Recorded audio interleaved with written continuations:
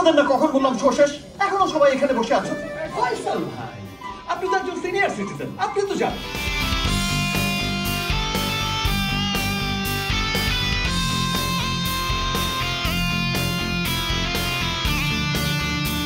আমরা সবাই লাইট।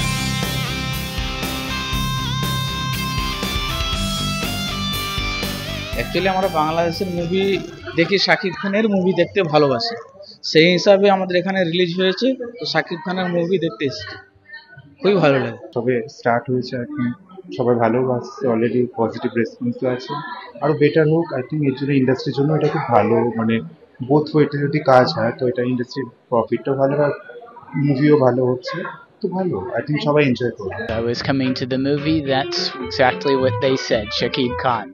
অর্ধেক পাউডারে দ্বিগুণ উজ্জ্বলতা, নতুন রিন অ্যাডভান্সড অর্ধেক পাউডারে দ্বিগুণ উজ্জ্বলতা। অসাধারণ অসাধারণ, যা দেখলাম কল্পনার বাইরে। ঠিক আছে, যতটা এক্সপেক্ট করেছিলাম তার চেয়ে বেশি হয়েছে। শাকিব খান তো অলওয়েজ ফেভারিট আমার, অলওয়েজ ভালো অ্যাক্টিং করে। অনেক আগ্রহে বসেছিলাম যে আমাদের কলকাতায় কবে রিলিজ হবে, তো ফাইনালি রিলিজ হয়ে গেছে। দেখলাম, দেখার পরে তো সত্যি আরো বড় ফ্যান হয়ে গেলাম শাকিব খানের। আমরা রাকিব খানের খুব মানে এত সুন্দর অ্যাকশন ফিল্ম দেখেছি, অ্যান্ড হচ্ছে মিমি চক্রবর্তীর কোকিল কুহু গান, এই দুটোই খুব অ্যাট্রাকশন করেছে, তো অ্যাকশনটা খুব ভালো লেগেছে। খুব ভালো লেগেছে।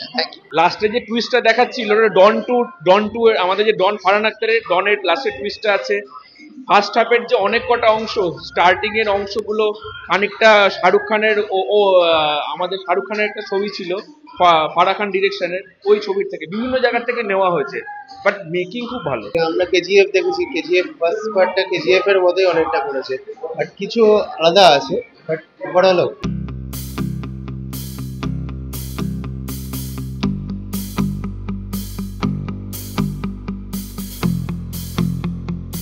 শাকিব খান কলকাতায় পা রাখা মাত্রই শাকিব ঝড় দেখেছে কলকাতাবাসী, কিন্তু তুফান মুক্তির প্রথম দিনে তুফান ঝড় দেখতে পেল না কলকাতার মানুষ। ছবি মুক্তির প্রথম দিনে শহরের একাধিক প্রেক্ষাগৃহে দর্শক সংখ্যা নেহাতি কম।